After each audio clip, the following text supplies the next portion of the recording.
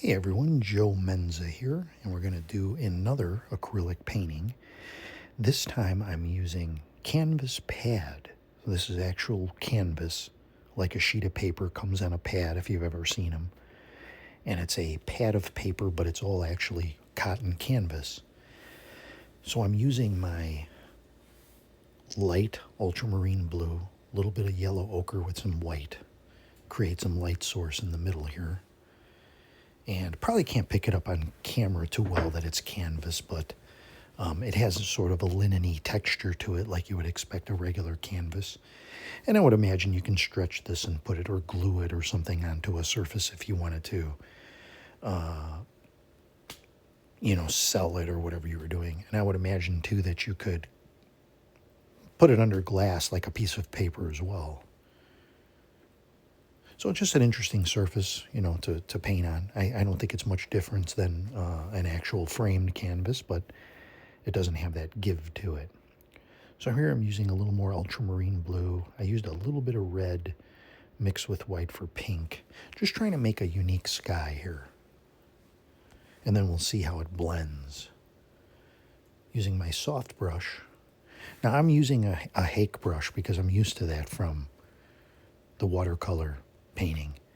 And I have a lot of them. But I would imagine the acrylic is probably harder on a natural brush like goat hair. And so I think if you wash them really good, it'll be okay. But long term, I'm not really sure how that would kind of go over. But I'm used to these kind of brushes. So as you can see, I'm blending this.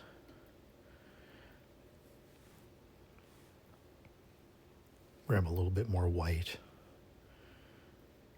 And there's still color transparency and blending. As long as it's still wet, you can blend it right on the canvas like you would oil. With watercolor, there's not a lot of blending on the surface. You can do it, but you're kind of not going to really mix there. You're going to use the opacity of the paint layered over one another and those kind of advantages with watercolor.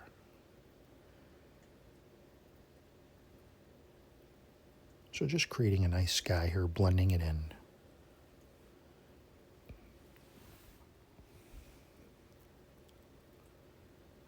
I've got the corners taped down. It's a pretty flimsy sheet. It's not really going to buckle like paper. So I'm going to go ahead here. I'm taking some lemon yellow, a little bit of ultramarine blue, a little bit of Payne's gray. And I'm using my chalk brush. That's what they call these particular brushes. I got this on Amazon. It's only a few dollars. I got like 3 of them. This one here is pointy. And I find it's really good to use for foliage, as you can see. I'm just kind of making this scene up as I go along, just testing out the canvas pad for this. I have painted acrylics on canvas, not too many. As you know, I'm going along if you're just watching my videos for the first time.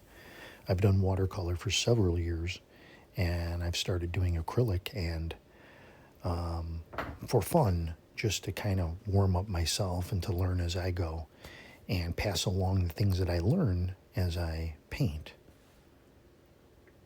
A little bit of burnt umber mixed in there. My kind of philosophy is always kind of like, if you go back to school, sometimes you had, like, when I was a kid, we had certain teachers that maybe you didn't really sort of grasp something they were trying to teach.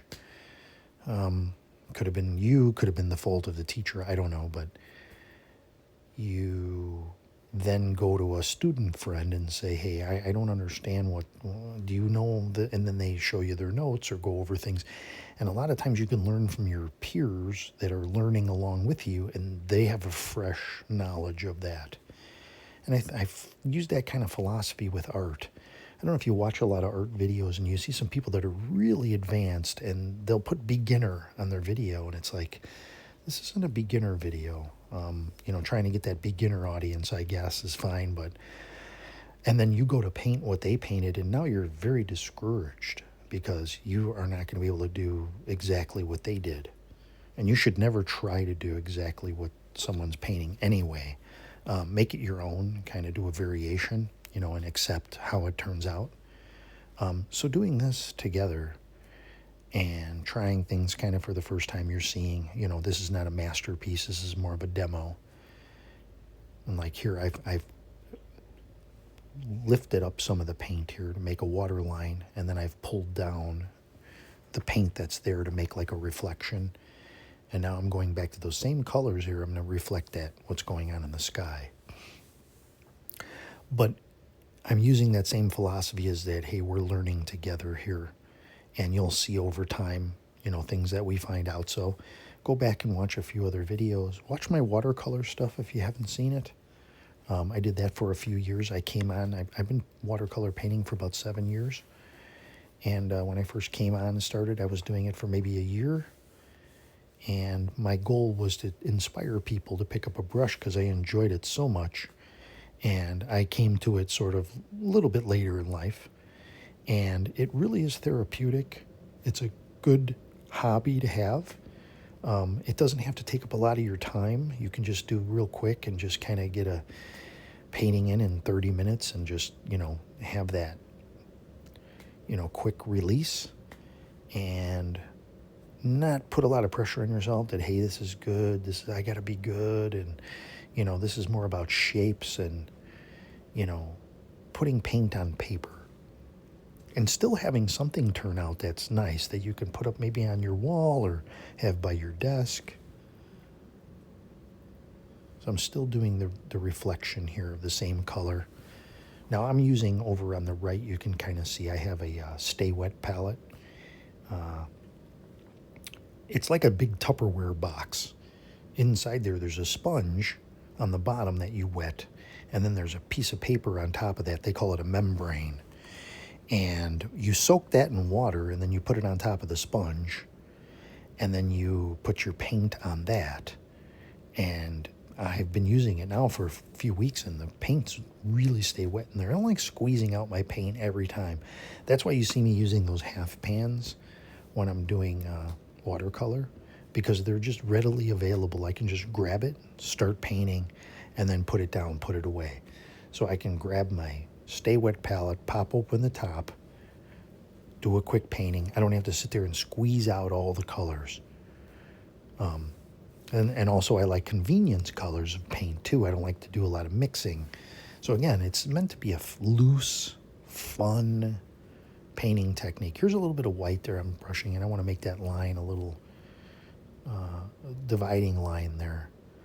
You have to do that if you're going to do like a reflection on the waters. Have something in there where your ground, there's a separation. Otherwise, it just looks like the foliage goes down.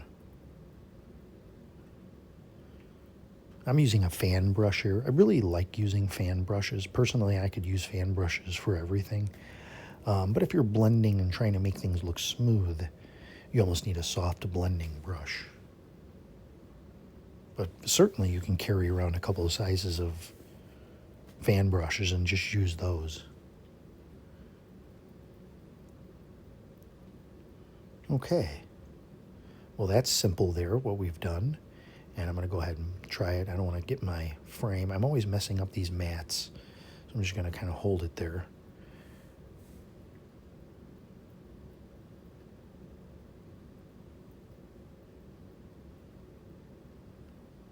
Just going to pull that down a little bit, that reflection there, and kind of pull it off to the side where it's kind of going.